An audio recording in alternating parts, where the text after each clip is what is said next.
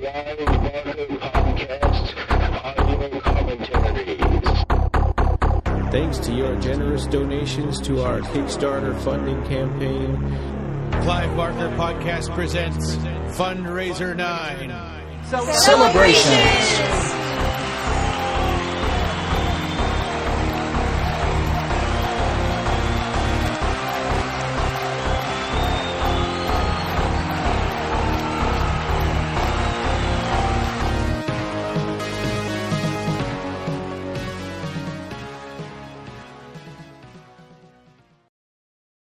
welcome to, this is episode 341 of the Clive Barker Podcast, an audio commentary episode. Good evening, Jose. Hi, Ryan. Hey, Joe. And Hello. yeah, Joe Manco is here with us. Hello. So you guys, you and Catalina reminded us that we had not done commentaries for a couple of Seraphim produced movies. They're a little more obscure. We've got Jojo Baby, and then later on we'll also be doing Mule Skinner Blues. I had known about these for a while due to my just chronic obsession of, digging through every tree branch that was related to Clive Barker. And I the only way I was able to come across both Jojo Baby and Mule Skinner Blues was by going through the IMDb, like every section of Clive Barker's IMDb. Oh, yeah. And finding Jojo Baby on Tangible Media and Mule Skinner Blues was pretty difficult. I was not able to find Blu-ray copies of either film, only DVD, and I had to get them both off of eBay. Oh, yeah. And I figured, if I'm going to spend, $5 to $10 to pay for it on streaming to rent, I might as well pay the $5 or $10 to keep it. Well, and I don't know if you can even stream this movie, right? I mean, is it on anything? It is on Prime Video. Is it really? You need to have a subscription for Fandor. I think that's the platform. It's like a video, Prime Video channel. You can watch it with a 7-day, a 7-day trial on Fandor, I think. But if you look it up on Amazon, you can stream it. Okay, so it's not really on Amazon. That's just one. Like Amazon has other. Yeah. They have access to it. Yeah. Yeah. So they you have could Prime probably Video go to channels now. Fandor directly too if you wanted to. Sure. I think I'm saying it right. I noticed that before we started, but I'm not actually watching it through that. I'm watching it through a different option. I didn't know a lot about it, and I still don't really know a lot about Jojo Baby. I found him on Instagram. He is the Jojo Baby in Instagram. Are you watching this for the first time right now? I am. Okay. I watched it last night. That's fine. Yeah. I did some research. Yeah. Okay. That's good. But I remember hearing about this on the Revelations website back when this came out, but I never 2008. Yeah, and I never saw it. That was the 21st revelatory interview on April of 2008. Clive was talking about some stuff that he was working on, and he said, well, we got Mark Danforth, who's making Jojo Baby, the documentary which I'm funding, being shot in Chicago about this wonderful artist. And Phil and Sarah were like, we don't know about that one. Yeah. And he said, we slightly kept it under the radar, but I think now we can talk about it because he's right there shooting the footage. It's called Jojo Baby. It's about a man we met in Chicago and is an artist, a gay man whose entire life is extraordinary. He has 500 dolls, which he makes, and they all have souls and names and hearts and histories. He has these castings he's made of people's erections, which is something that goes back to the old days of rock and roll when there was a lady, he says, whose name is going to escape me, but she was called a plaster caster because she did cast the big names in rock and roll. The collection's in private hands now, but there was a film made about her, so he does this as well. And he is the most extraordinary human being and this marvelous artist. And I said to Mark Miller, if you want to do this, I'll fund you to make a documentary about him just because I think this man should be probably on. Mark Danforth, right? Not Mark Miller. Well, this was produced by Seraphim Pictures, so take your pick on which Mark it is, I guess. Well, but he was just talking about he was in earlier, right? That you just mentioned he was talking to Mark Danforth. Right. So he funded Mark Danforth. That's right, Danforth. Uh-huh. So cool. And now this documentary is around since apparently the late 2000s. Well, we should probably get it started here before we, so we don't run out of things to talk about in the middle of the movie.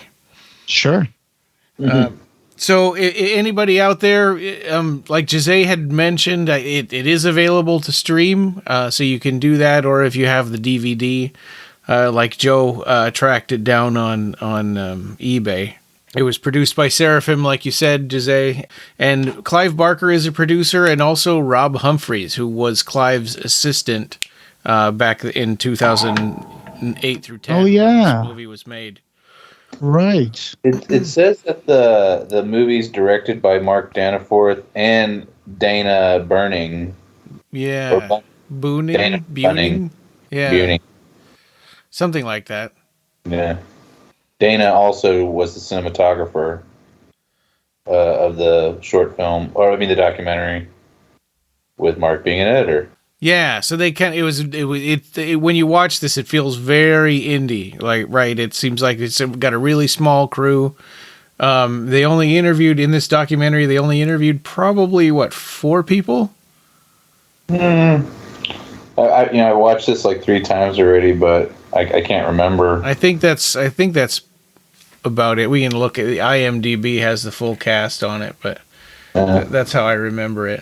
Yeah, it says stars as Jojo Baby, Bernard Colbert, Sal Esparza, and was directed by Dana Buning and Mark Danforth. There we go. There's also Michael Hatcher and Jason Tyler and Ron Shaw that show up. Oh, and here's an interesting fact about the DVD. The DVD itself has some really nice artwork on it, but I'm looking at the bottom, and it's a Region Zero DVD with NTSC transfer, which NTSC is what we watch normally in in the States. PAL is like is European in Europe. Yeah. But this is Region Zero is unlocked, right? It's unlocked, so this can play. Yeah, there's no encryption. Yeah, it can play on any DVD or Blu-ray player in the entire world. Yeah, that's great because this is a documentary from the United Kingdom, and it ended up, being produced by an American company and released in a unlocked DVD, so anybody can find it and watch it. And what do you mean a documentary from the United Kingdom? Well, that's what it says here. The IMDb page says country of origin is United Kingdom. How is that possible? I don't know. Is Mark Danforth British? Well, Clive is from Liverpool. Well, but he didn't live there when this was made. He was living in Los Angeles or in Beverly Hills. I don't know. Yeah, I just went by what's said in. And it was filmed in Chicago. Okay, so I guess IMDb is wrong. I just looked at and I just kind of went with it. So it doesn't matter. So yeah, it's cool. The DVD is out there, so kind of hard to find. Yeah. Yeah. All right. So, Joe, do you want to do the countdown? Okay. So here we go.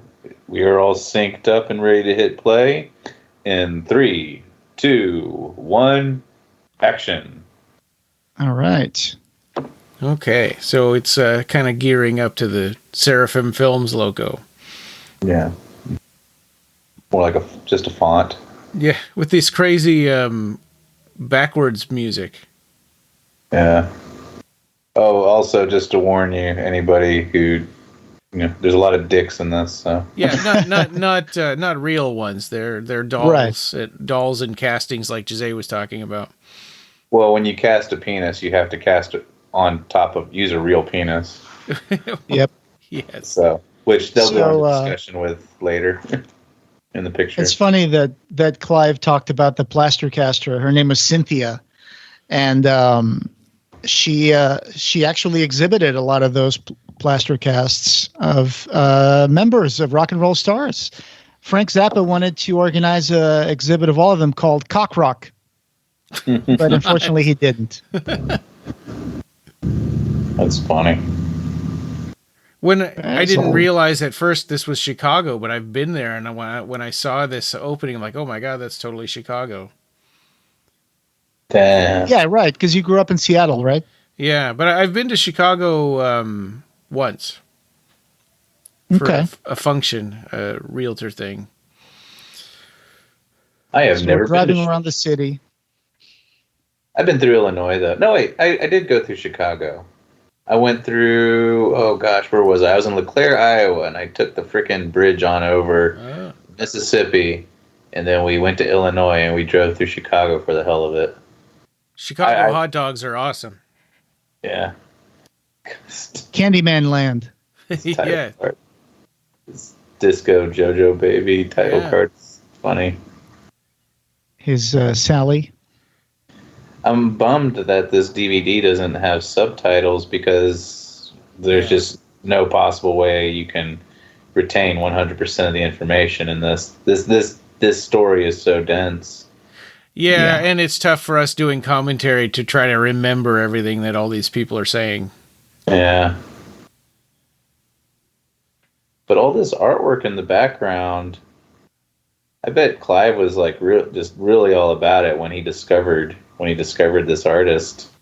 It would be interesting to learn more about what got Clive Barker involved in this, or how he met, Jojo or the director or directors. I mean, just looking at Jojo, I mean, I've never seen one of his stage performances, but the guy seems like a walking art installation. Yeah. And I mean, like, I'm not trying to sound negative at all, just like, because everything. No. All the work he does is just beautiful, and everything is handcrafted, and he puts the most. The attention to detail with this individual is mind blowing, and not everybody has the ability to just dive in and be that artist. Be all in, right? All in into his own art, a bit like Clive Barker is. Yeah. So Jojo Baby, he changed his name from Joe Arguelles in 2007. And this documentary premiered November 6th at the Relink 2010 29th Chicago Lesbian and Gay Film Festival. Oh.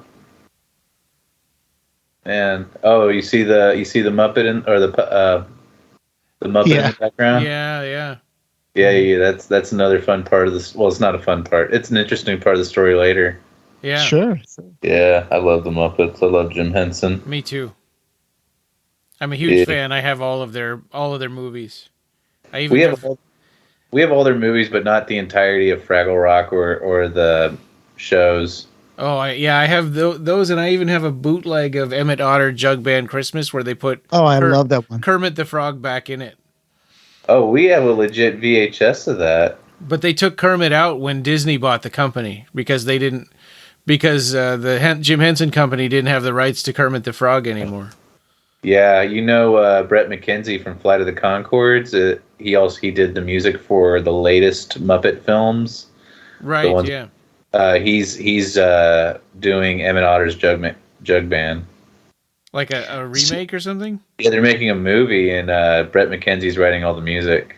Oh. So I love the decoration of his house, and I love the fact that he's one of those almost organized hoarders, right? I mean, his house is just full of dolls. I mean, at the time they had like 600 dolls, and I'm sure now he has probably double that.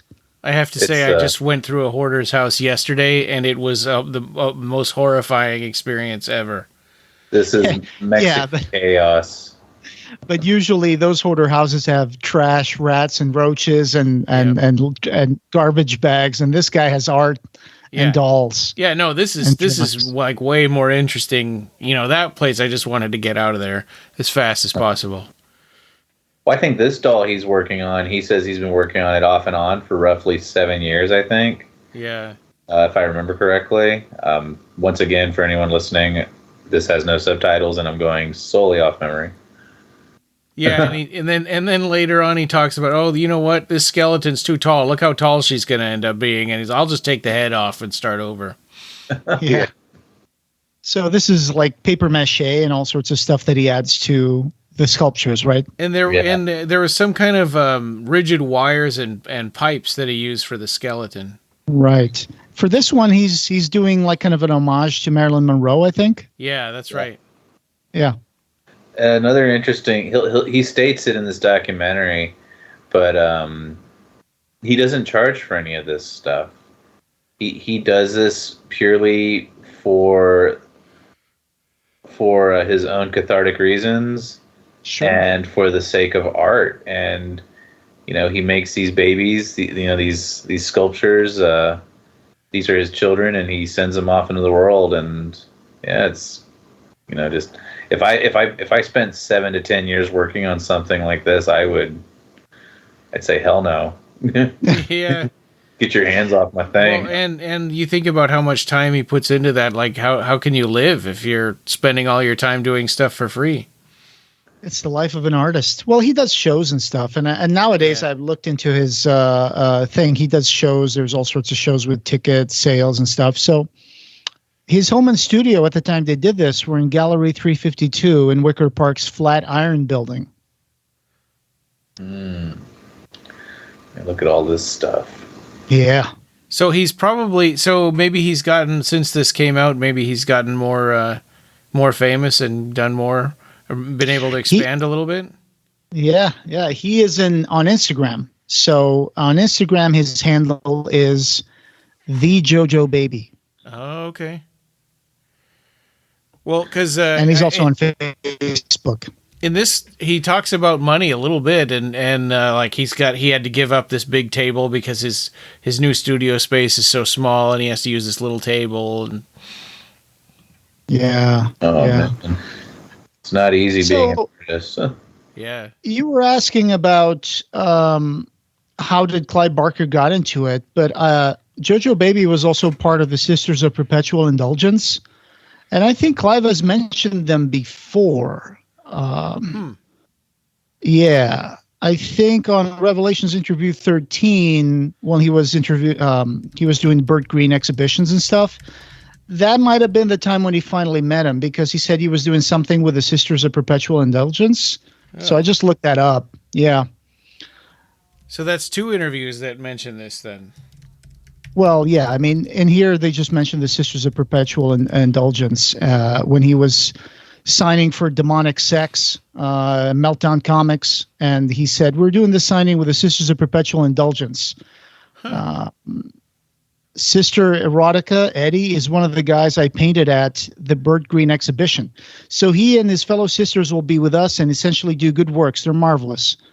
So they also do fundraising for AIDS issues. So it says here in his Facebook that Jojo Baby was former sister at Sisters of Perpetual Indulgence. Huh. So it goes back a while, huh? Yeah. When you start like crisscrossing the links. Well, what was the other revelatory interview besides 13? The one where he mentioned Jojo Baby? 21st. 21. Okay. I'm putting him into the show notes. Cool. I just love this guy's, work. It's just such amazing decoration. And it's very Mexican style, very Latino style with those curtains in the back, and he is Latino.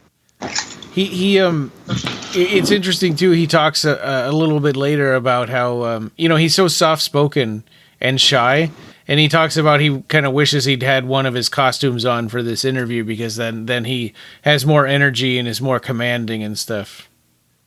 Yeah. He's working on a project that he's now talking about, the Addams Family house. Oh, that's awesome.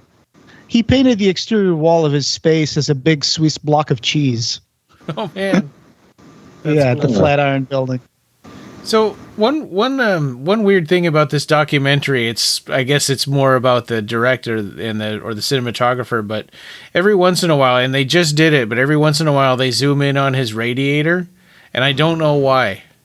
I don't know what they're trying to say with that. I haven't noticed that yet. I'll keep an eye out. My main beef with this cinematographer is her framing. Yeah. The lighting is a little bad. It makes a lot of noise in the digital footage. I mean, this is early 2000s. This is the early 1000s. So I am guessing that she's shooting on DV tapes. Those early, like mini DV. I think she's probably shooting on mini DV tapes. Looks like it, yeah. I used to have one of those. Yeah, when I was in film school, that's what we used, and we shot on these Sonys. I could these little Sonys that you could fit like 40 minutes on one of those tapes. Yeah, the cameras themselves were over $2,000 a pop at the time, but I mean now they're probably worth nothing. Yeah. But who else is getting a flashback of Matter Motley stitching her stitchlings with mud? Yeah, right. Yeah. But see, like this framing right here with the guy, the septum piercing, like it's just this is great framing. I just wish they were pulled out a little bit so the guy would have some headroom. But right, because his head's going off the top of the screen. Yeah. But if you look at the top corners of the screen, you can see the lens. See those black spots at the top of the screen? Oh, I thought that was like a curtain or something. Well, it could be a curtain, or it could. I mean, like I just imagine with this lack of headroom that's the lens. I don't see why we don't have any headroom. No, that's a curtain. Yeah. Anyway, that's my only nitpicky thing. I'm sorry if I'm being a piece of shit. No, I agree that he should have framed this a little better because he cut off a little bit of the hair. So, but it's just like it's just general rule, when it comes to framing and headroom. But I mean, everything else in the documentary, I love. I love the grain. I mean, it doesn't bother me. I prefer grain when I'm watching stuff, movies or television now, because it just has this old school look to me. Well, it feels very indie too, right? Because the music is really sparing as well. Oh yeah. Look at that exuberant doll he's showing on the wedding dress on the wall. The music was done by Braden Palmer. Oh, I see. So he's talking about this lady, and I can't remember her name right now, but she was a big influence on him, and she was like a mentor for him. She died, but she used to work for the Jim Henson Company. Oh, yes. This is a lady that created Big Bird. Yeah. Oh, yeah. Yeah. The lady that that actually built the Big Bird costume, she was... She basically taught this guy a lot. What did you say, Ryan? You said that she was basically his mentor. Yeah. They were together for 10 years. Yeah. Man, so that's why there's you'll see Muppet imagery, or similar Muppet imagery, but that's how they learned. He learned how to do the stuff.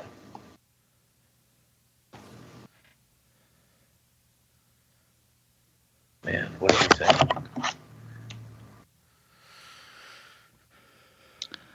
say? 7 hours ago, he posted on Facebook, Creature Feature, Hellraiser 2022. And it says, keep the date, Friday, March 18th, Jojo Baby opens the box. And there's like a Cenobite, kind of like a makeup Cenobite.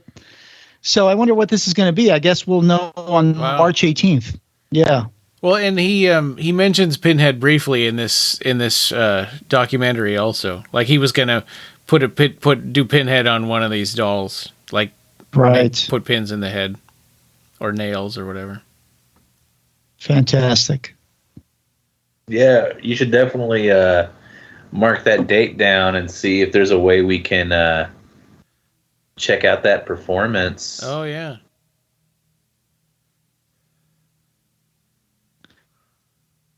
It's going to be Creature Feature Hellraiser 2022, hosted by Jojo Baby and Synthetic. Music by Propaganda and Satanic Hispanic, which is an awesome name for a band. It's going to be Friday, March 18 at 10 p.m. at the Debonair Social Club, lower level in Milwaukee Avenue, Chicago. That's coming up really soon. Yeah, we have such sights to show you. Jojo Baby invites you to open the box. The 18th? Oh, man. Yeah. Anybody in Chicago listening to this, I hope you managed to go there and let us know. Send us pictures. That's a week from tomorrow.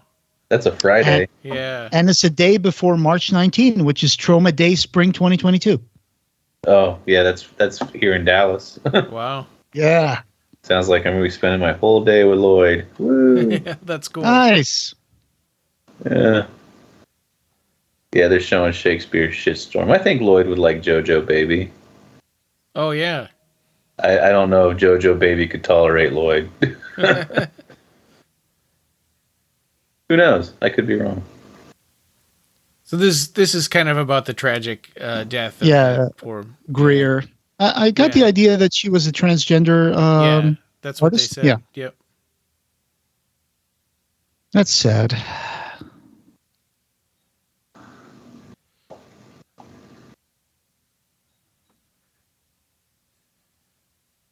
Yeah, when the family showed up to visit her, she was dead. Yeah. Yeah. You know what I think about when I see this apartment full of these dolls? I think of J.F. Sebastian and Blade Runner. Oh yeah. That's a good good comparison. Home again, diggity dig. Yeah. Oh, look at that mask. Yeah. Protector of the forest. He looks like this now. He's got a long gray beard, mustache, and long hair, green. So in a way, it's like he's made his own personal costume that he wears every day. I should be better with Instagram, but I'm not. I never go on it. It's the Jojo Baby. Man, look at this stuff. Jojo the dog-faced boy as a Dalmatian. That's just amazing. Like a weird divine. Yeah.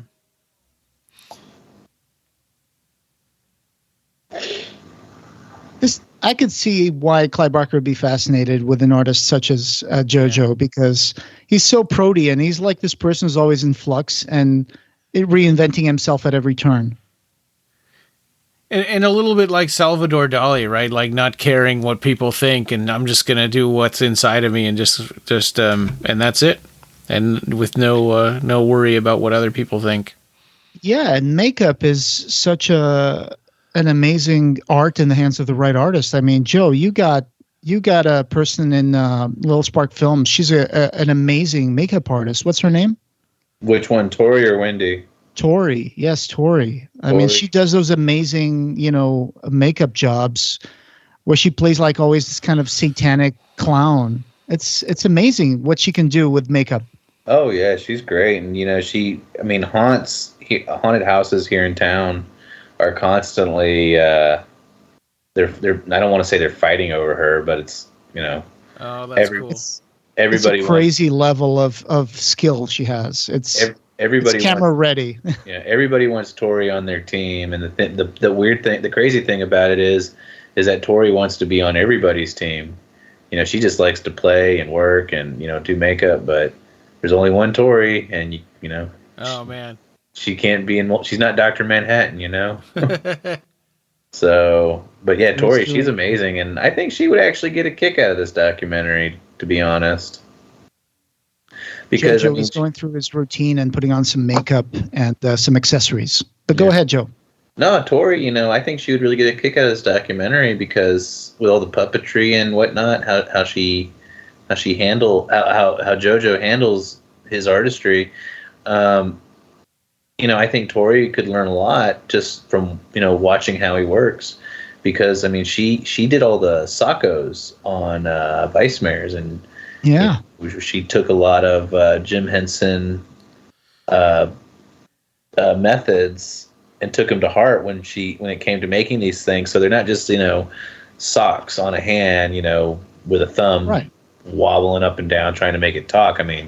She put some time and effort and some work into these things, and I'm really proud of her. And I hope she, I hope some. I hope if James Cameron doesn't get her on his team, I hope one day I can get her James Cameron money. Yeah. Oh man, yeah.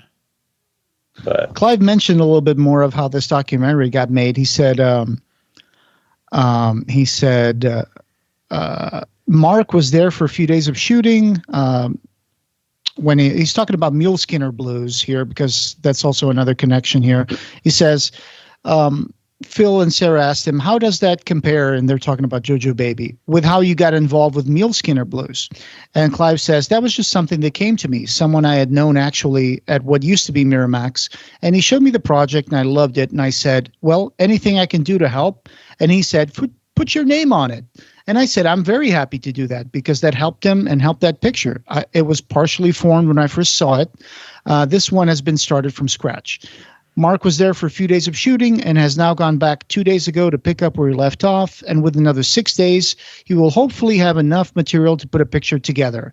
But I guarantee that when you meet Jojo on film, you'll be amazed. He's one of a kind. He really is. And it takes me back to some of the people that I knew.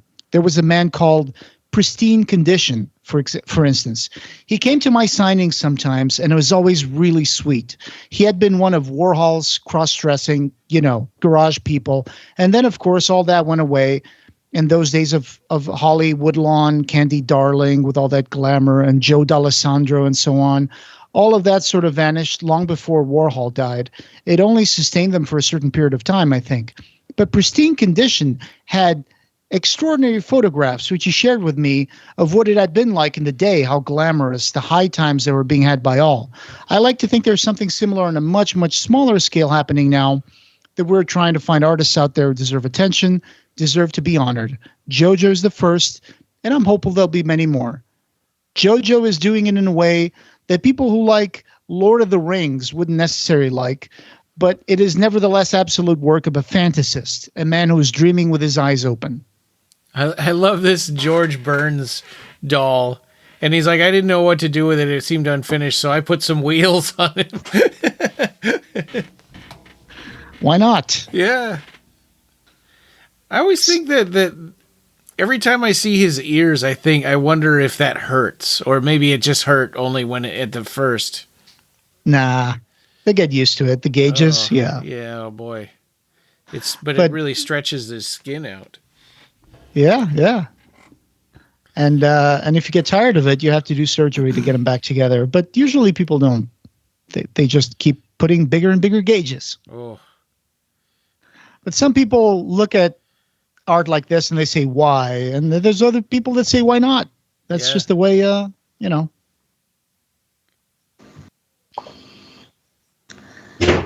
I'd be afraid someone would take some scissors up to my ear holes and just snip them. Oh God.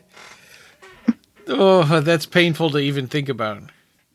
Yeah. I dig body modifications. I don't have any, but my wife just got a new tattoo, and it looks really cool. She keeps prodding me to get a tattoo. I'm like, yeah, okay, one day. But I just don't know what I would like to have forever on my body. It's just, I'll get there. I always thought that way too, that you just spend your whole life thinking about what would I do and what would I want to be permanent, and then your life is over and you never did it. Oh. Never too late.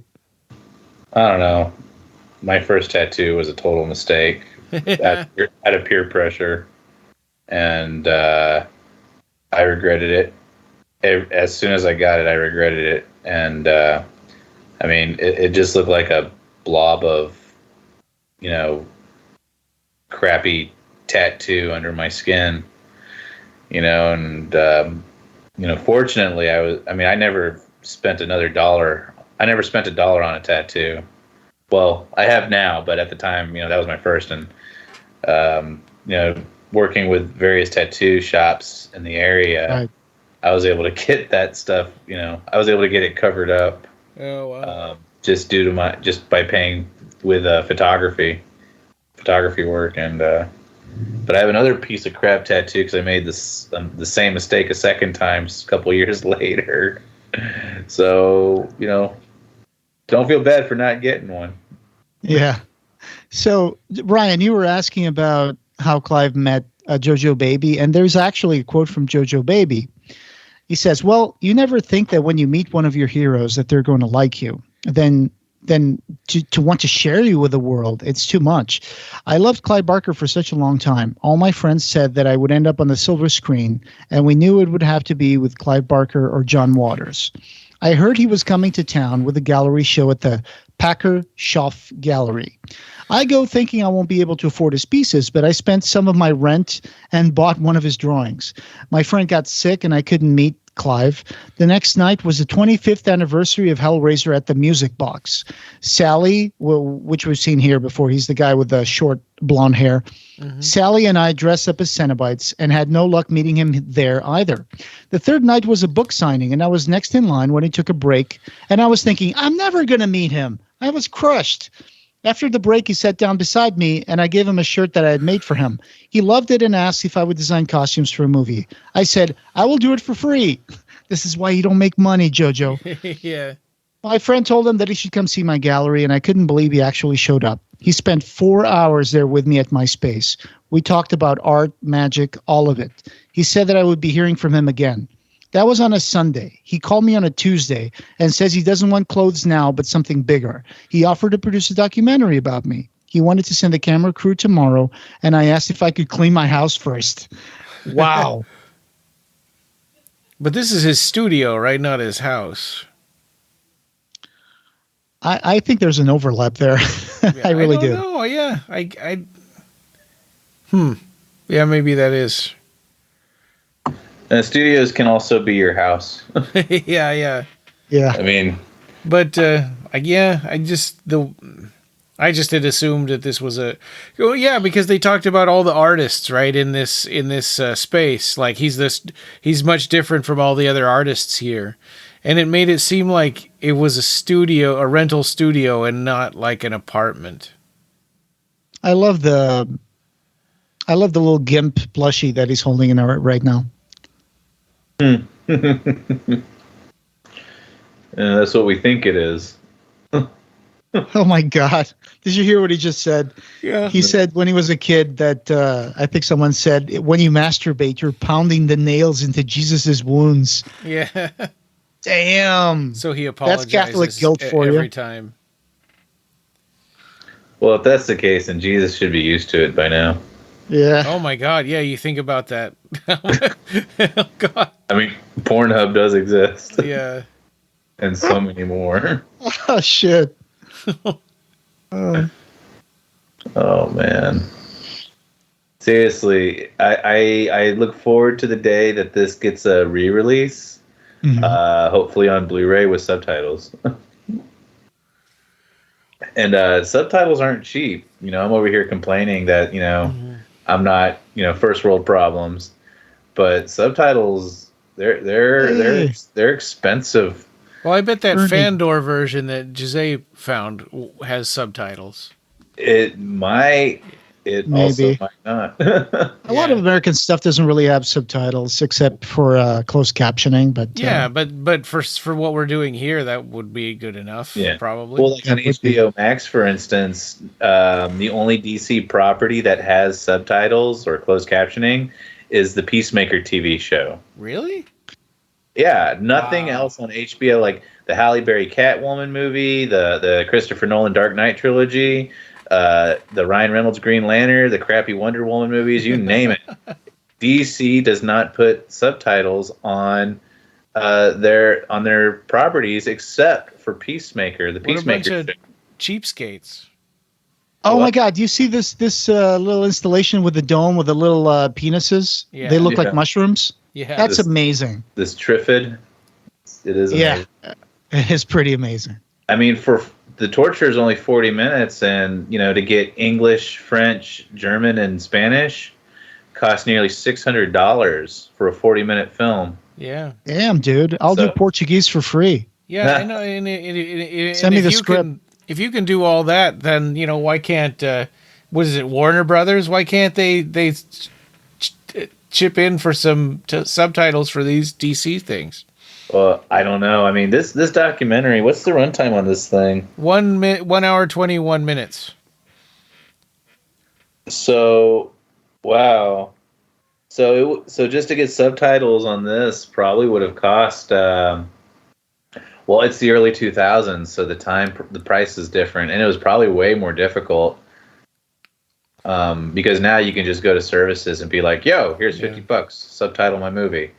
Early 2000s, it probably wasn't as easy. So I wonder if Seraphim Films is the only like distributor and producer and everything. Like this is just Seraphim Films.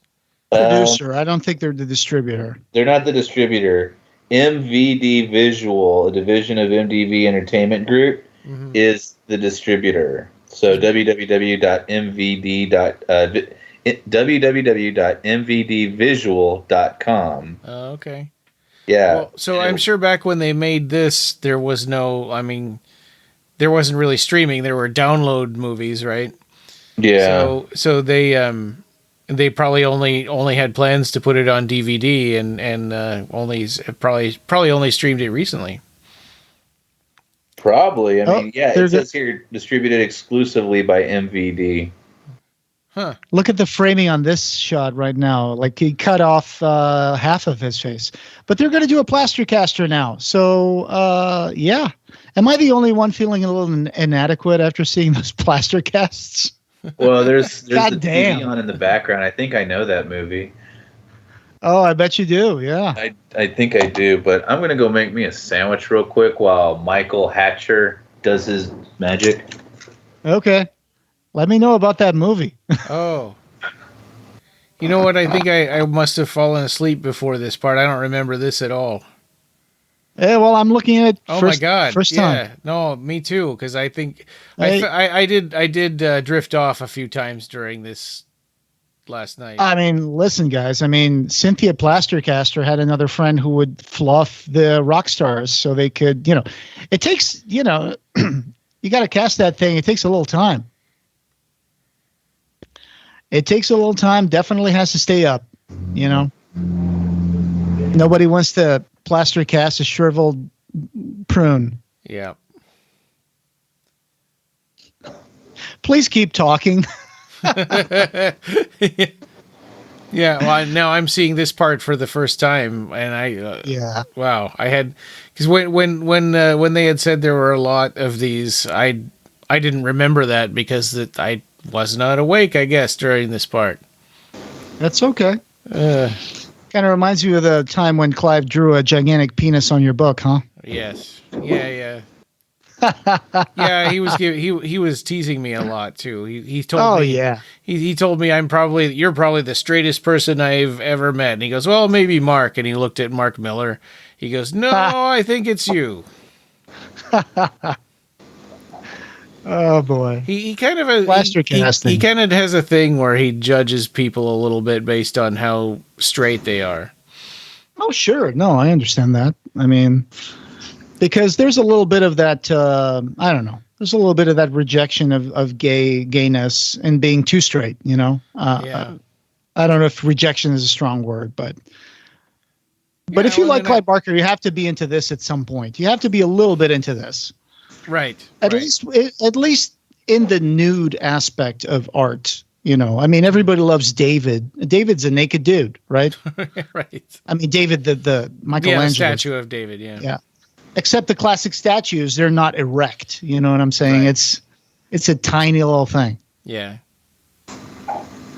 I kind of wondered if, like, oh God, those two short films are also available on streaming as well.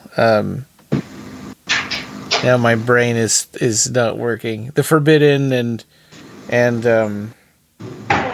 Salome, if those are available on streaming too, because those got re-released by Seraphim a few years back, right? When we were doing the podcast at the time, so it was maybe 2014, something like that. Sure. Solomon and the Forbidden? Yeah, because they were originally on this they were distributed VHS tape by that and DVD, but they were Redemption, right? And they had all those softcore vampire lesbians at the beginning. Yeah. Good stuff. But then Seraphim took it over, and they made their own release a few years back. Yeah, I have the DVD of that, and I want to say you could stream them on Amazon. I know you could definitely stream them on YouTube for free. Okay. Well, and so the DVD that you have, is it the Redemption one or the new one? Let me go check. Yeah. Check it. And he just said that sometimes straight guys also wanted to come in for a caster plasting. So Plaster casting. Yeah. Master Blaster. Doesn't Master Blast? Okay, that's yeah. Master Blaster runs Bartertown. I'll take your word for it. That's from Mad Max Beyond Thunderdome. He's showing a memento mori of a dead baby. Oh. People used to take pictures of dead relatives so they could remember them by. Mm-hmm. My brother once bought a painting of a corpse, a dead gentleman that someone set up dressed in a chair. And then they also did that before photos. They had a painting done so they could remember them. Oh, this one's also distributed by MVD Visual. Oh, okay. And it's also a Region 0 with an NTSC transfer. Okay. So that is the Seraphim Films version of it and not the Redemption version then. It says Clive Barker's Origins, Sodom, and the Forbidden. Yeah. Yeah, that's definitely the Seraphim one. And it's got the clear case. Yeah, the Redemption one has a picture on the cover that has nothing to do with the movies. Is that the one with the Virgin Mary on the front? Yeah. It's black and white. That's impossible to find. I stumbled across it once, and I was like, I don't feel like dropping $30 on something I already own. Yeah. I'll get it next week after payday because I just was like being stupid about it. I have that DVD. It's not. I mean, you gone. gotta sit through a half an hour of previews first before you watch it. Yep. I mean, I think they're interesting, and looking at Clive Barker's early works. Yeah. Before Transmutations, Rawhead Rex, all the it's just we're talking about this one guy's penis making us feel inadequate. I mean, Clive Barker is the king at making you feel inadequate as an artist. Yes, that's a good point. And I have to correct myself because I said a while ago that I thought he was a Latino artist. Actually, Jojo Baby grew up in Logan Square with 3 younger brothers, their Greek immigrant father, and their Lakota Indian mother, who was a bunny at the Chicago Playboy Club in the 60s. Oh, wow. So he remembers watching his mother put on makeup and go from plain Jane to super vixen. I guess that's where his love for makeup also might stem, huh? Wow. And he was attracted to priesthood as an adolescent. So he did 1 year at Quigley Preparatory Seminary, but then dropped out. That he was advised that he was too theatrical for the school.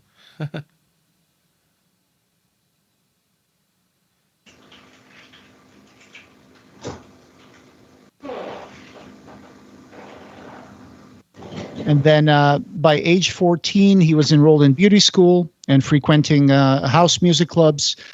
And then he became a bartender at Kaboom in the West Loop. Wait, no, a bartender at Kaboom in the West Loop suggested he capitalize on his resemblance to Divine. And he worked out an impersonation for Halloween. And, okay. I guess that got started. They offered him $50 a night to perform at the club. That's how I became a Chicago club kid.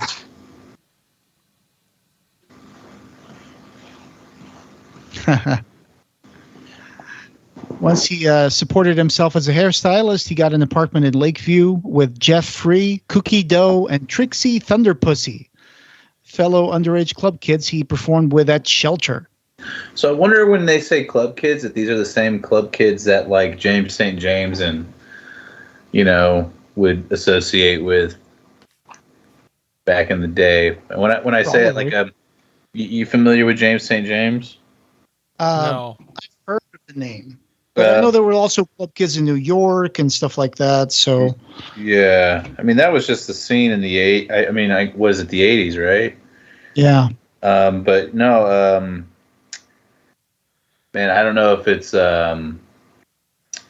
disrespectful to even bring this up during this documentary, this commentary.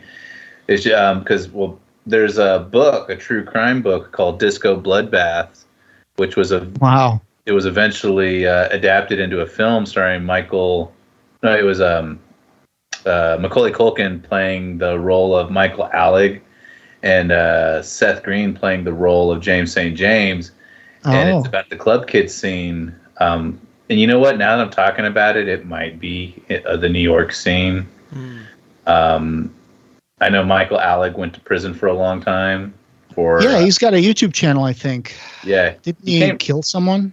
Yeah, that's what Party Monster or Disco Bloodbath. I think I'm subscribed to his YouTube channel.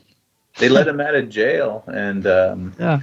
But the movie's great, the book's better, and it's honestly a scene that I'm glad I missed. Because he posts some of his recordings from the New York in the 80s and 90s. He posts some of those recordings to digital on his YouTube channel. I don't know the title of the channel right now, but I can look it up and send it to you later. Oh. Yeah. So they go into like a McDonald's and they're all like dressed up to go out in the night and they all like look like they're 20. So here's a funny thing about Jojo Baby. So when he started performing and stuff, this is the kind of stuff he would do. He would go out in 3-foot platform shoes, face paint, and costumes. He had a puppeteer operating the snakes on a Medusa headdress that would sing backup for him. That's awesome. And and that lady that he was talking about, the transgender doll maker, Greer Langton, she feathered Big Bird for the 1985 Sesame Street movie Follow That Bird. And she never wanted to look at a yellow feather again. Yeah. Funny bit of trivia. He mentioned earlier about those Polaroids, and he said that this was something I hadn't seen before because I think I dozed off during that part last night. Yeah. But he mentioned that Polaroid's going out of business, so there's going to go, that part of his art is going to have to go away. But I guess as it turned out, you can still get Polaroid style cameras because they. No, yeah, that was 2008. I mean, now they're back in style. The technology, yeah. I think Polaroid got bought by someone else, and they came back with a vengeance. Yeah, sure. I was at Home Goods the other day, and the checkout lane, there's like Polaroid film and cameras. Yeah. So, and models on Instagram, they sell Polaroid pictures by the tons. So it's back. Yeah, they do. It's a retro erotica kind of thing now.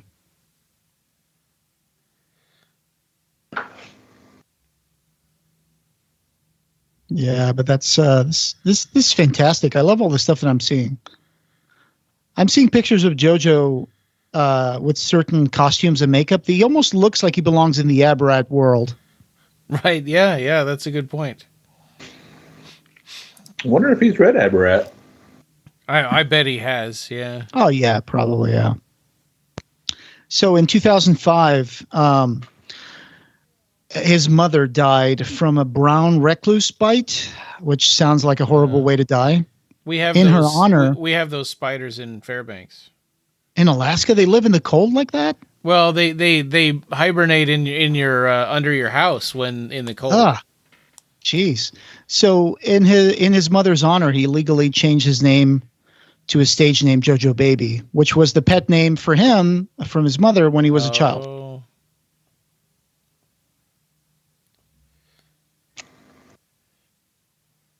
I wonder if this is still his house when they show this hallway with all these photos. Yeah, maybe it is.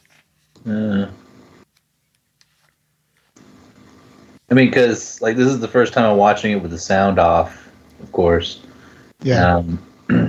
And it's just like the visuals of this documentary alone are they pull you in because everything just brings up so many questions. Yeah. Like that Wookiee wig. It's not a Wookiee. I'm just being I can't. It does kind of look like a Wookiee. Sure. His dogs, we saw his dogs in a couple of shots. The Chihuahuas. One is Sir Left-A-Lot, and the other is Venus de Milo. Oh, Venus de Milo must be the one with 3 legs. Yeah. They both have 3 legs. They're a pair of 3-legged rescue Chihuahuas. Oh, really? Yeah.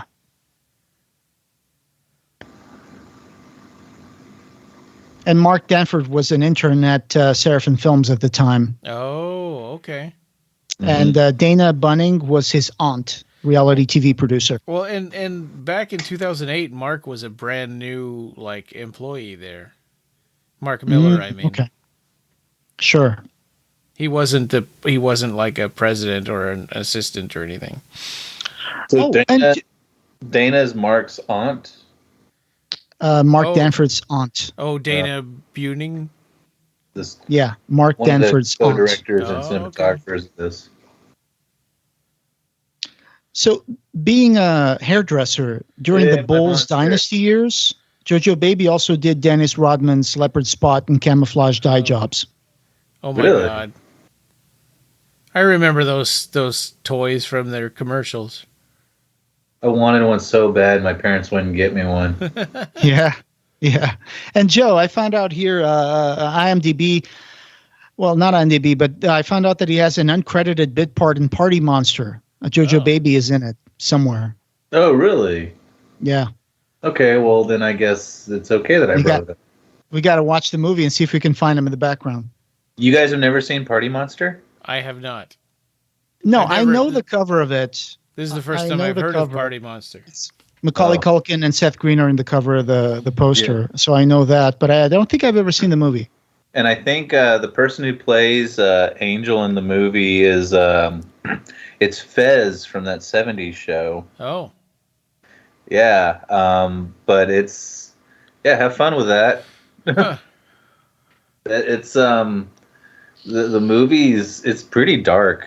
It's a really dark story for how flashy it is. I saw that first time I saw that movie. I was in high school. I was like watching it over and over and over again because it's messed up. Sure. Well, because Michael Alec goes around and he like it's not he gives people drugs without consent. Right. I And- think he was a bit of a psychopath or a sociopath. In a he way. was a total. from what I've read about it. sociopath. Yeah. I went to a James St. James party here in Texas back in 2006, maybe 07, and it was in the outskirts of Deep Ellum, which is the outskirts of downtown Dallas. Sure. So, and it's a really rough area. So James St. James was in town, and he was throwing a party, and so my friends dragged me to this party, and I had just Nice. watched Party Monster, and I was kind of scared to be honest. And then it was more goth than I thought it would be, which Uh-huh. I'm normally fine with. But this was, before any of my experiences with, the party scene. Yeah. And just watching people sitting in place with their eyes rolling in the back of their head, feeling good, just kind of freaked me out. And James St. James, his skin was just gray, Sure. and Takes but a toll. I don't remember it's- this part at all. It was a weird atmosphere. I didn't want to be. Did you around. guys notice when he was putting the makeup and the body paint and then the outfit with the forceps costume? And then it's like he's so soft-spoken, like you said, Ryan, but then all of a sudden he's become someone else, right? He's a lot you can more hear it in commanding. his voice. Yeah. Yeah.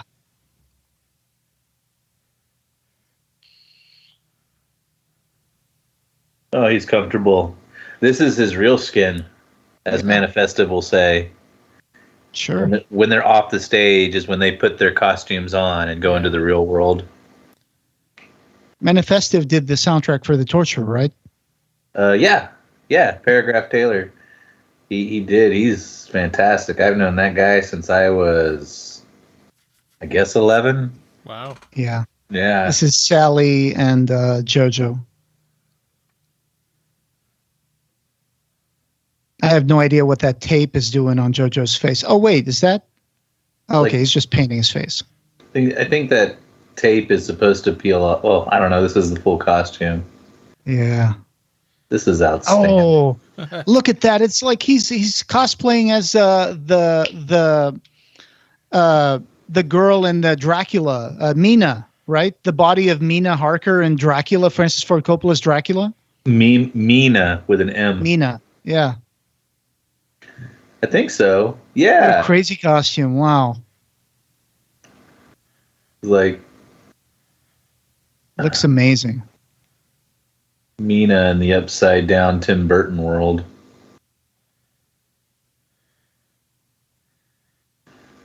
So I just watched the review Red Letter Media on Dracula, and I did not realize how many in-camera tricks there were on that picture. Oh, right. Yeah. You saw the review for Francis Ford Coppola's Dracula? Yeah, it was It's pretty good. And I gotta go back and watch that again. I haven't seen it since it came out. Oh, it's got so many in-camera gags. It was mind-blowing. Like Yeah. Coppola Like the little pulled out train in the book. going through the Carpathians, and then there's Dracula's eyes appear in the horizon. That was actually projection. There was a miniature train, and Keanu Reeves is sitting in like a set that looks like a train carriage. It was all done in camera. Yeah, and then there's like his the shadow diary. doing different things from his body. Yeah. That was another guy off screen. Yeah, the whole thing about getting the shadow on the journal was its own chaos that they went over, and it was just, I was like, holy crap, that's amazing. Anyway, sorry, sidetrack. Anyway, I'm gonna watch Dracula again.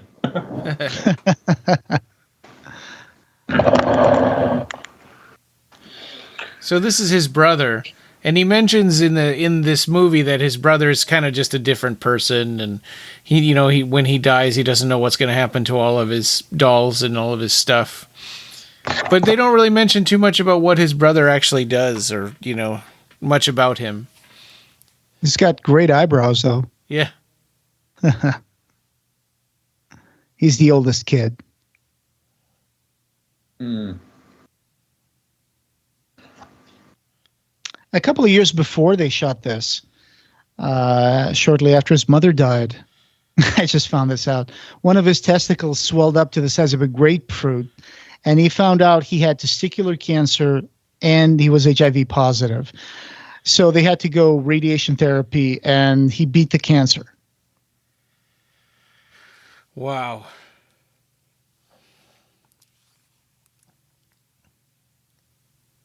Cancer is real bad. Yeah. Jeez.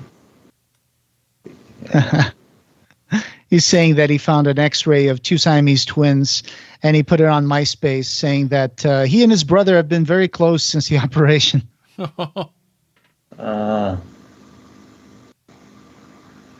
nice to have that support, even though, like, he says somewhere in this documentary that he made someone eat their words about accusing him of growing up to be gay. Mm-hmm. And, Oh, his father, was it, or his mother, I think? No, it wasn't his mother. He loved his mother. Yeah. But, his mother was 100% supportive of him. But there was something where he had said, like, it was like if you learn to sew or something, then you won't need a woman, and he would made her eat those words or something like that. Oh yeah, there you go. But when this documentary came out, the building owner where he had his studio and stuff, Bob Berger, said that about knowing about his documentary, said, well, that is interesting because there's this documentary coming out this November. He said, well, great, then you can afford the new rent. They were raising the rent from $850 to $1,500. Oh, no. Well, we hear you're rich. I said, I'm not rich. You don't have a documentary and then suddenly you're rich. That might come with appearances afterwards. Then he said, well, if you cannot afford the rent, then maybe you should stand on the corner and panhandle so you can pay your rent like Jimmy Fitzgerald did. Oh. God damn. What a dick. Jeez. Wow.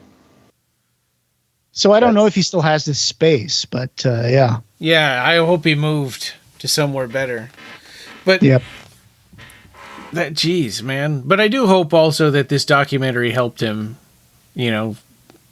reach out to more people. Well, I hope this commentary gets more people looking at this individual's work. Yeah. Honestly, like I said, the only reason I found out about this, I did not know Jojo Baby was a human until I discovered the listing on Clive Barker's IMDb. Well, and I remember reading that Revelations interview, but I didn't look any farther into it after that. Not until now. Well, looking at Instagram, I see that he was part of an art gallery opening on last month, and he had like a lot of his drawings also there on the exhibit. So hopefully now he's making some good He started drawing a lot more on his Instagram, so I'm sure he already drew a lot back here in the documentary. But now he's done some really amazing pencil drawings on his Instagram. It's pretty awesome. I should look at the Instagram. I found him. I don't know what possessed me. I don't know what I was doing. You know, might have been just watching the documentary, and I wanted to look up this guy on social media, and I found him on Instagram. And yeah. I followed him. Well, let me find it. It's the Jojo Baby on Instagram. I love that Oompa Loompa costume. Yeah. Here we go. He's got a huge long hair and beard now. A lot of turquoise colored hair and beard. Wow. Looks great on him. Looks pretty amazing. But I'm curious now about March 18, the performance he's going to do. Oh, he's talking about when he had cancer. Kitty cat. I feel like him and I had a whole conversation, and now that's gone. Oh, well. Look at the creative stuff he did. He boiled a sweater to shrink the fibers, and then he made this cat plushie.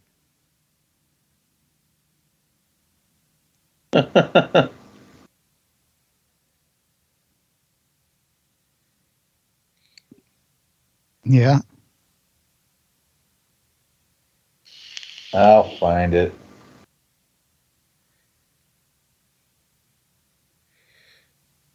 Wow. You don't have to show. If your testicle grows to the size of a grapefruit, you do not show it to a friend and ask what you do. You go to the freaking doctor. Yeah. Yeah, you don't need a middleman for that. Yeah.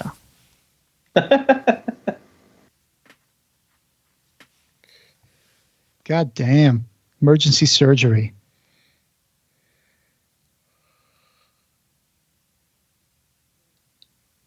Okay, hold on, I'm getting Yeah. set. Did some radiotherapy. He's good.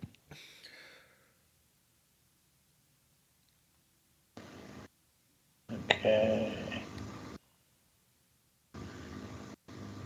Yeah, so he was also, I'm looking at his Instagram, he was also at an opening at Illinois State Museum, and one of these pieces is on the wall.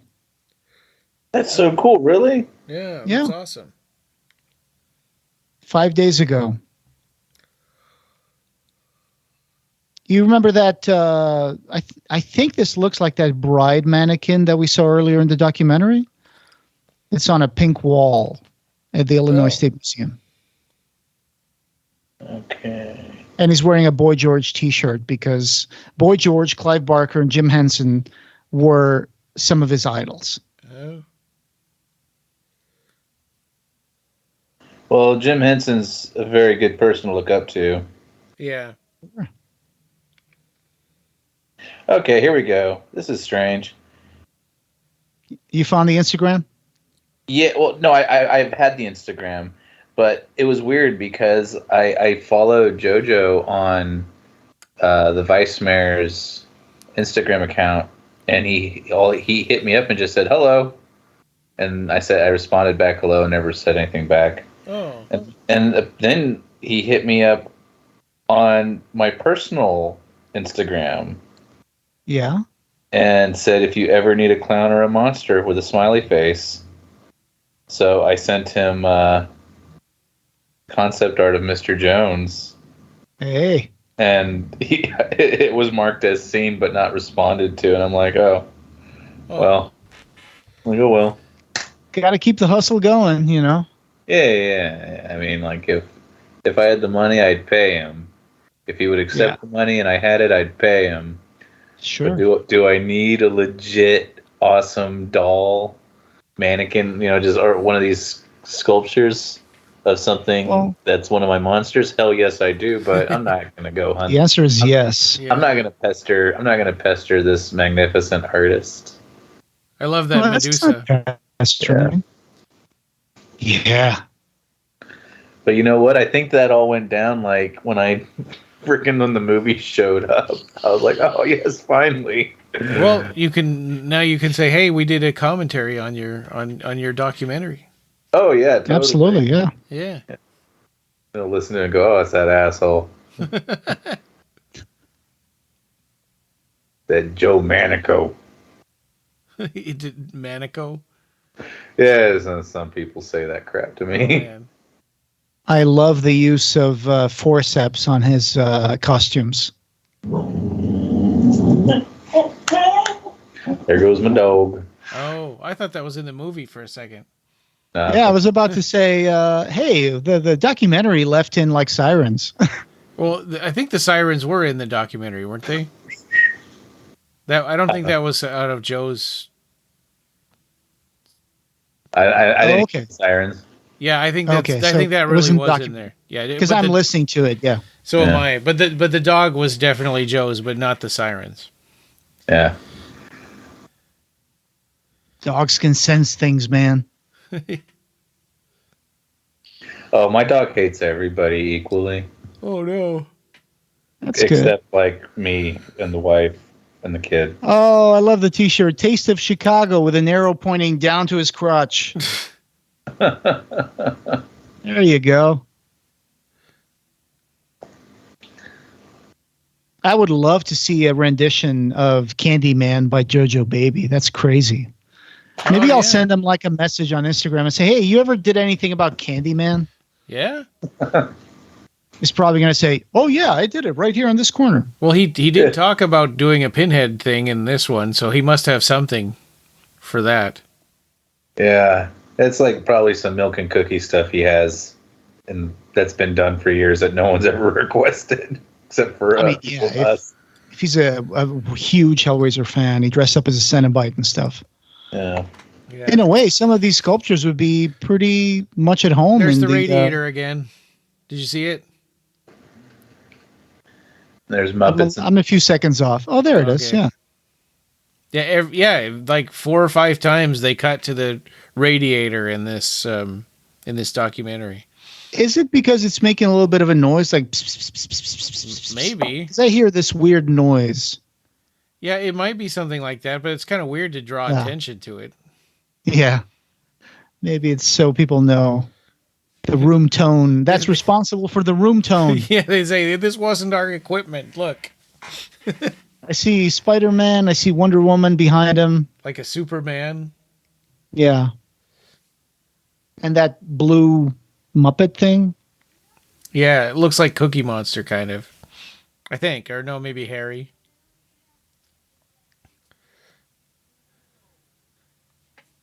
I thought I saw Animal back there. It's a mixture of like Sesame Street and like actual, Muppet Show Muppets.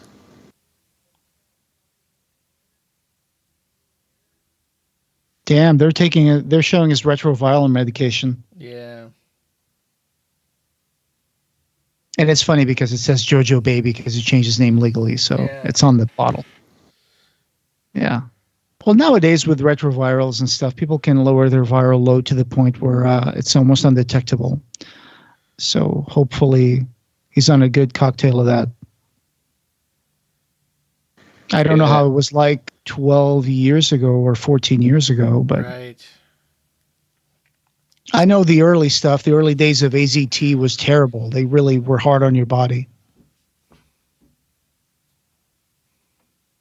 Ooh, man. I know he's saying some important stuff on what he's making right here in this teacup, but I don't know what he's making. Well, it's his medications in liquid form because he doesn't like taking pills. He said it tastes like plastic. Gross.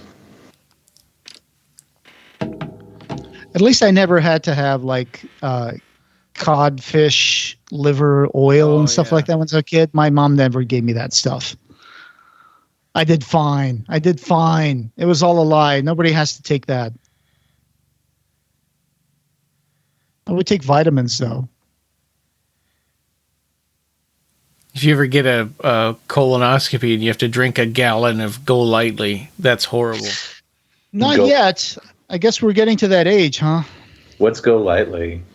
It's a diuretic, and they tell you have to drink an entire, and it tastes horrible, and they tell you have to drink a gallon of it in like an hour or something like that. It's to clean out your bowels. Make sure there's no excrement in there. I used to have a boss named Bradley Go Lightly. Oh. Maybe it is named after a person then. Well, he was a piece of shit. There you go. And now there's Go Lightly who gets rid of pieces of shit. Yeah. Bad joke. I'm not looking forward to doing a colonoscopy, I'll tell you that. Well, usually they knock you out for it. Oh, that's good. Yeah. I've done like 6 of them or something. Oh, wow. Okay.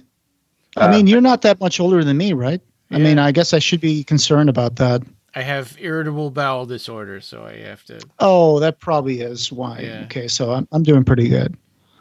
I choose death. Death versus colonoscopy?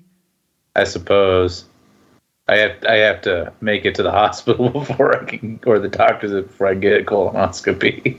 Oh man, yeah, Joe, you're young now, but you gotta just let that stuff go, man. Just. Well, here in America, being healthy costs money. Make sure you find a proctologist with small hands, though. That's a good way to go. Well, it's a camera that they put there, not their hands. Yeah. Oh, I'm just talking about the health insurance factor of all of this. Yeah, no, you make a really good point. That's terrible. Oh, yeah. And so far, nobody's done a really good job of fixing that system. No, and they're not gonna. Yeah.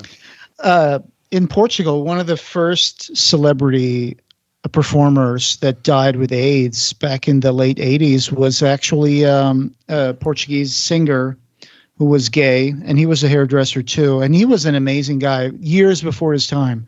He did the kind of the synth pop thing, and he mixed it with like traditional Portuguese music.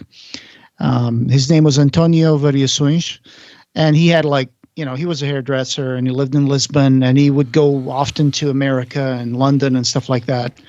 But he was the first one that was publicly people found out, oh, he died of AIDS. I remember hearing about that. Rough years. Yeah. Yeah, that's there's a lot of sad stories that have to do with that. Sure. And, I wonder if this guy is the landlord that you were talking about. Because at the beginning of the movie, he said oh yeah, JoJo's way different from all the other artists in this space. Well, it might be. I don't know. I didn't see I wish that this would have captions on who's talking. Yeah. Lower thirds.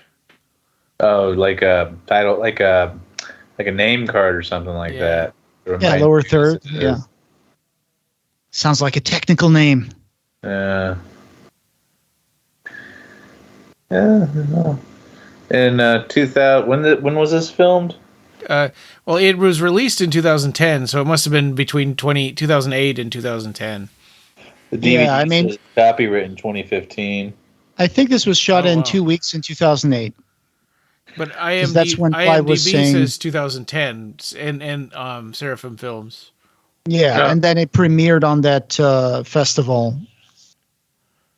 Huh.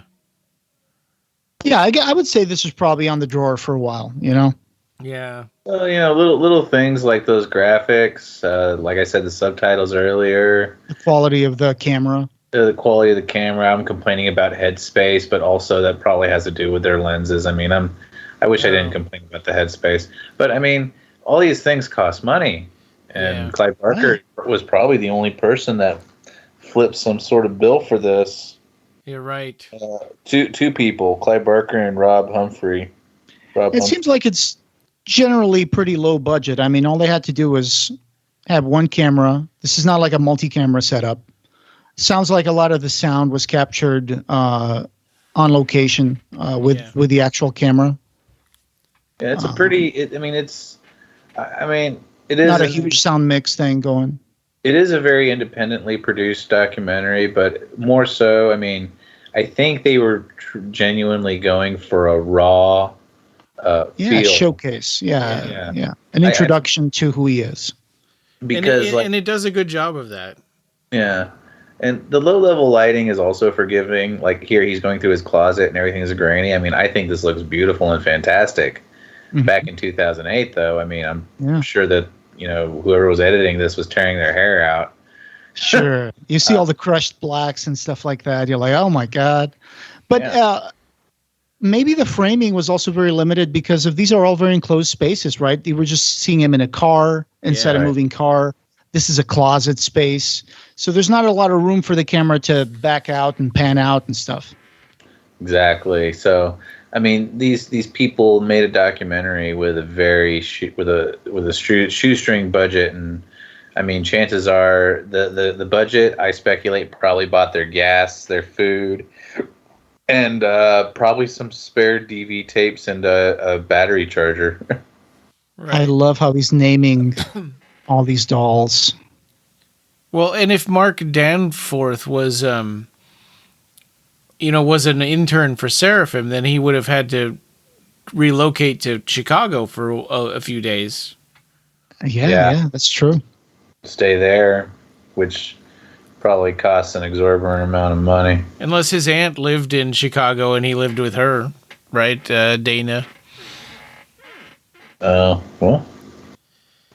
Now we're just making stuff up, or I am. We don't know. Yeah, we no. Won't know until you get them on the show. Yeah. But, golly, look at all these dolls. This is amazing. His clothes are amazing, too. Here's how reverse psychology will not work with kids. He was saying that his dad didn't like him to play with dolls and have all these toys. And then one day he came home, he saw the neighborhood kids playing with his toys outside, and he found out his parents had moved all his toys out in the street, and his mother was painting his walls, and they were saying, "It's time to grow up." And it's like, this is what happens when you tell a kid to grow up. He explodes into, I will not grow up. Yeah. Man. Yeah. In a way, I mean, you, me, Joe, we still have lots of stuff that's based on nostalgia. We still have a lot of stuff that, and when you think about it, only when you're in your late 20s or 30s is when you can afford to get stuff that you wanted when you were a kid. You know what I'm saying? Yeah. Like, because I lived in Portugal, Transformers were expensive imported toys that were not widely available. And now, if I wanted to, I could buy a whole bunch of Transformers on, eBay. Fill up your whole house with them. Yeah. I have a friend named Ben that has a whole house full of Transformers. Wow, that's crazy. I bet it's a great collection. He started his own convention in Seattle for Transformers. BotCon, I think it's called. That's a positive thing. That's a positive thing. You ever heard of the Cybertronic Spree? No. They're a band. They're a band that play music from the Transformers, and they dress up with costumes like the Transformers. Oh. So there's like RC. There's Rodimus Prime playing the guitar. There's Unicron playing drums. You should look them up. Cybertronic Spree. Wow. That's funny. It's Unicron. Funny. Yeah.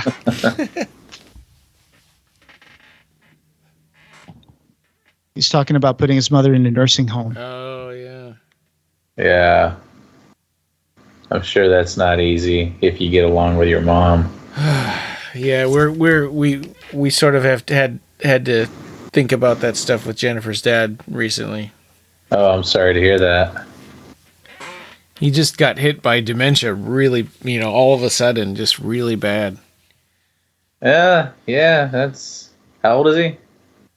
72, something like that. He's not that old. No, that's not. It wasn't building up. It just hit him. Yeah. Damn. So they started out by amputating his mother's foot, then amputating the leg. Oh. Damn. She choked on a piece of food having dinner and died. Oh, my God. Those brown recluses, man. Oh my God, such an emotional moment. Yeah. And this is how he decides to wrap it up and leave us, on this note. And this guy struggled. He struggled, He with looks like he ridicule. has an underlying sadness. When he gets dressed up and when he does his makeup, it looks like a different person. But there definitely is a bit of a sadness to him. Yeah, that's a good way to put it. Yeah. Hey, sometimes art is a way of dealing with trauma, right? I mean, I know it is for me and for a bunch of other problematic artists out there. Clearly have trauma and issues they deal with through their with their art.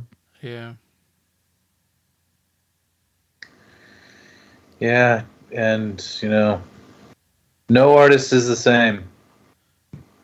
Everyone's experienced traumas in various different ways, and we all live through the suck in our own ways. Life's Yeah, bullshit. It was no better for Jojo, but he is a fantastic artist, and I am appreciative to know that this individual is out there. Absolutely. Being kind. He not only is he out there, he seems like a very kind person. Yeah. In one of these articles that I found, the article ends with the quote, "So, what to wear? I want it to come to me in a dream," he says. "In one dream, the car door opens up, and there are mannequins tied to me as I step on the red carpet. They're about to close the door, and I turn to the driver and say, 'It's still coming.'" Huh. I wish now that I hadn't felt time pressured to watch this last night, when I was tired. I wish I'd had a chance to watch the whole thing through, without trying to fight, to stay awake. I was so tired. So I want to go back and say that it wasn't anything to do with me being bored by the movie at all. It was just No, yeah, I get it. Are you going through the Alaska where your sun only goes up a little bit and then goes back down to like 4 p.m.? Oh, no, we're past. Yeah, we're getting into spring now, so it's about half and half. Cool. Well, that one looks like Eve from Manifesto. Oh, yeah, the one with the dreads in the cage. right. Yeah, I see it. Yeah.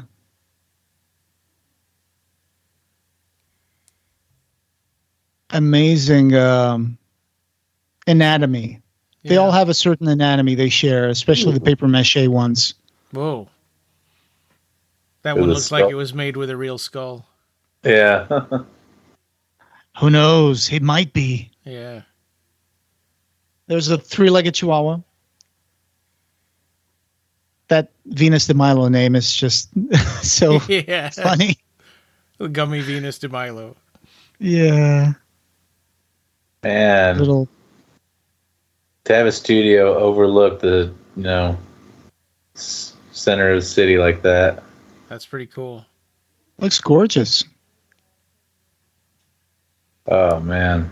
And that was it. Rob Humphreys and Clive Barker, executive producers. Rob Humphreys left Seraphim soon after that. Mark Dan. Yeah, before Aberrat 3 was edited, right? He set everything up for Mark to pick up on editing Aberrat 3, and Mark was sleeping under his desk looking at the manuscript for Aberrat 3. Right, yeah. Cool music at the end. Braden Palmer. It reminds me of 9 Inch Nails a little bit. Oh yeah, definitely. And I looked everywhere to find the song, the main theme. It's on the title menu of this DVD, and I couldn't find it.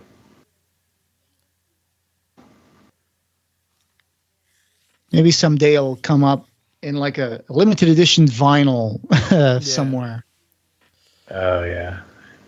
I recently saw a show a couple of days ago. I went to Columbus, and I saw Everything is Terrible. So, Joe, you know about Everything is Terrible? Yeah, they were here in town not too long ago. Yeah, I love them. It was the third time I've been to see their show. They have Oh, yeah? special And thanks they also- to Anthony DeBlasi. Oh yeah, that guy. Right. Yeah. Surprised to see his name pop up on this. Right. Yeah. See, 2010 Seraphim Films. So I guess that's the date that it was finally done with its post production. Yeah. Yeah. So Everything is Terrible also has these amazing like costumes and figurines that they create. I think the guy who does them is called Commodore Gilgamesh. He's also on Instagram, but he makes these gigantic creature costumes that they put on, and it was a great show. They do video art, so in the little segments between the video clips, they have a little story going on. In this case, it was a baby being born and then talking to his teddy bear, and then God Dad shows up and tells him he needs to go to school, and then that's the end of the credits. Yeah. Okay. So that was a cool show too. I love it when people make these like elaborate costumes, and it's another way to expand your consciousness, I guess, when you sit down and watch something where people just turn into different creatures. When I got this documentary, I watched it probably 3 times before the new year. The first time because like I genuinely wanted to put it on and watch it, but when it's late at night and I'm not paying attention to the movie, I'm just having fun with the movie. I'm drinking and stuff. But the next time I watched, Catalina and I really paid attention to it, and the third time I watched it is when I was able to get you guys a copy of this. So anyway, yeah. I watched it now without the sound, and I'm like, I wish there were subs. Makes me wish I was more creative. We'll probably have the same issue with Mule Skinner Blues, right? It probably won't have subtitles either. I guess what you should probably do is upload it to YouTube and click the subtitles Oh yeah, option. You can do that. Yeah. And then we could all just watch it on YouTube via subtitles. But I don't think it might be distracting if it does a bad job with it. Dude, for things that are like this that are produced, usually the narration is pretty good. You know, well, the generated subtitles are pretty good. It's when there's lots of people talking and there's like background noise that you get funny captions. Catalina's review of Mule Skinner Blues was that it was cute. And when you look at the production value of Mule Skinner Blues and compare it to, say, Dread, and Clive Barker hates Dread. Sure. Well, but he didn't say that he hates Dread, right? I mean, he was a producer on that, and he said that he passive aggressively said sometimes the story isn't yours anymore and it gets away from you. Yeah. Well, and he talked it up when the movie came out at first, and you know, and I don't. That's his job. Dread is garbage. Hey, Catalina. Hey, Catalina, I'm here. Hey, I came from downstairs because I heard the mention of Dread, and now I want to stab something. It's terrible. Yeah, Jose and I felt we did a commentary on it like not too long after it came out, and it was like it's kind of a betrayal. I think the ending of the movie is a betrayal. Mm-hmm. The only time I've tried to watch Dread twice. Once when I found it at Dollar Tree in a standalone DVD, I was so happy. Oh, wow. And then second, I put it on while I was editing, and I just had it on the tube TV in the background. And I just kept glancing over to it, and I'm like, oh, this is horrible. Just watching it in silence, watching the visuals. But I'm going to be brutally honest and just straight up say that Mule Skinner Blues, in my opinion, is pretty much unwatchable, and Dread's visuals are 1,000 times better. Oh, sure, okay. But when I say unwatchable, it's still more watchable than Barn of the Blood Llama. Classic. So you know that Dread was directed by Anthony DeBlasi, who was in the special thanks for Jojo Baby. Right. That then I hope Barn of the Blood Llama has disappeared into a different dimension. What? Yeah, sure. That Barn of the Blood Llama DVD that I bought ended up disappearing shortly after the screening in Dallas. And to this day, I think it fell into like a dimensional crevice and has been taken over by llamas from another dimension. We played it out of the disc, the CD drive or the DVD drive on my laptop, right? Yeah, I think so. So But do you have it? I don't think I have it. No, I mean it wouldn't have. I That would was have you. Open noticed up if that I drive left- and see if it's there. No, You that would know- computer is you would long know- gone. Maybe I just lost it. Yeah, I don't know. Maybe I it's don't think a missing mystery. anything on that one. Ooh. It's a mystery. It's in the space between dimensions. The barn of the blood llama. Well, I refuse to get Barn of the Blood Llama and putting it, and I refuse to put it with the rest of everything because I feel like that is stolen Clive Barker aura and imagery. Yes. Oh yeah. They totally they totally sort of blackmailed him into being in that movie. I mean, dude, but I still love it. I still love it because Totally. it's wacky. It's crazy. It's awesome. It's inaudible. It's sure. Yeah. Okay, I'll give him that. Well, and speaking of Dread, when we did the audio commentary on that, I did a supercut of all the times that somebody said "touch the beast," and it was like 20 something times they said that in that movie. Oh man, we'd die of alcohol poisoning. Yeah. Oh yeah. We posted that Dread audio commentary on December 13, 2015, so you can find that on our blog and on the feed. It was part of our 2000. It was part of our second stretch goal for the 2015 fundraiser. Oh yeah. I still think the best adaptations were the ones for the graphic novels that were put out by Eclipse. Those were great. Oh, and Jose did a cover of the for the Dread of me with a couple of glasses strapped on my ears and like looking at my watch like I'm bored. This isn't doing anything. Yeah, yeah. You strap 2 cups to your head with a belt, just like the guy. That was so stupid. great. That was such a waste of film. That part. Anyway. All right, guys. So that was Jojo Baby. I hope you guys had a great time listening to the commentary track with us. It was great having you with us again, Joe. My pleasure. And Catalina for a brief second. Yeah. She came in to drop her blurb. Yeah. About Dread. And we'll keep you guys posted on our blog or on Facebook about this March 18 event with Jojo Baby. I guess I'm going to share that on our Facebook page. And Joe, I hope you have a fun time at March 19, the Trauma Day in Dallas. Oh yeah, thank you. And March 21st, I'm going to be watching Ann Bobby's show. So we've got links to that on our website and on our Facebook page and stuff. So, or if you're in our listeners group, it's in there too. Awesome. Our super secret listeners group. Yeah. It's just for listeners. It's for me. Go join it now on Facebook. Go join it. Yeah. And give us feedback. Talk to us. We're there for you. You can't see it, but I'm raising my shirt with my nipple and putting it to the microphone. I'm here for you. I see it. I don't get it. It's that movie Midnight Express or whatever. Well, it's But the guy gets arrested in the Turkish prison. Cable guy made fun of it. Yeah, Jim Carrey. Yes. Midnight Express is an Oliver Stone film. He started in Trauma with Lloyd on the movie Sugar Cookies. Damn. A few other things. Anyway, sorry, I just had to do that. Okay. No, that's cool. There's always 7 degrees of separation with Lloyd Kaufman. I suppose. It's supposed to be 6 Sometimes degrees. less. In our case, it's 1 degree of separation because we know Joe. Joe knows Lloyd. So there you go. Oh, I do know Lloyd.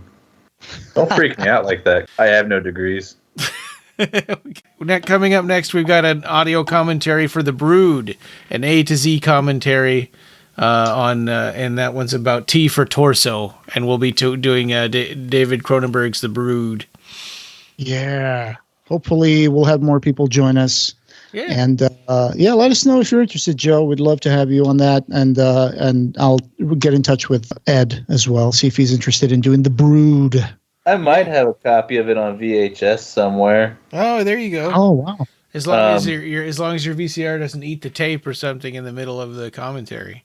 My Jesus Christ, VCRs do not eat the tapes. My DVD players suck, but Especially my when you Blu-ray- put videotapes in the DVD players. oh yeah, that was a You mistake. can't even fit it. You have to cram it really hard in there. Yeah. Try cramming a laser disc. Yeah.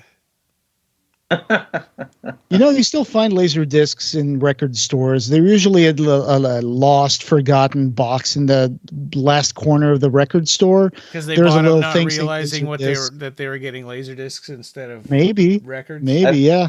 I find laser discs all the time here in town, except the only way I'm going to buy them is if they're Clive Barker Yeah. or if they're the Star Wars OG trilogy.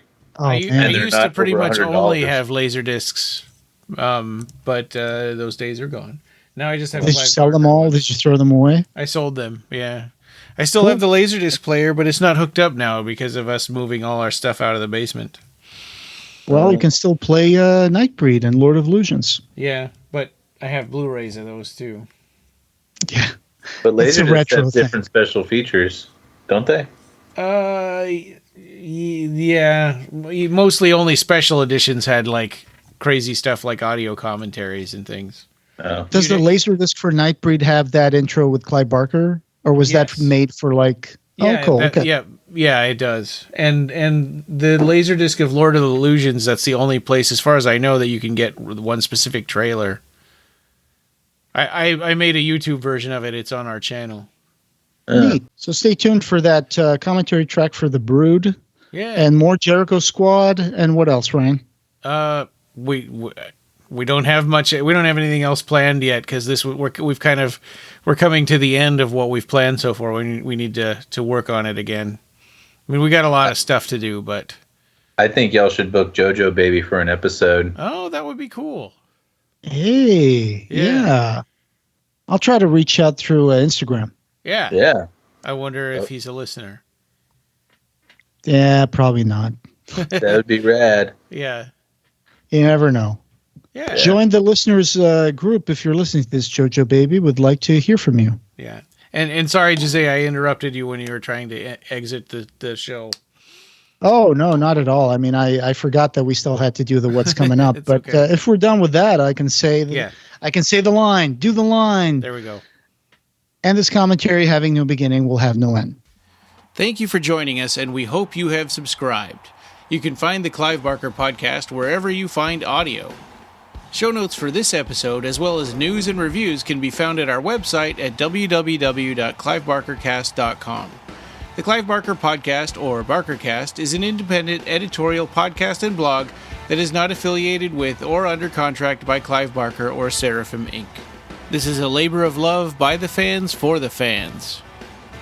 Watch for our annual Kickstarter fundraisers to get some cool stuff, and you can buy t-shirts on our TeePublic store. Go to tpublic.com and search for BarkerCast.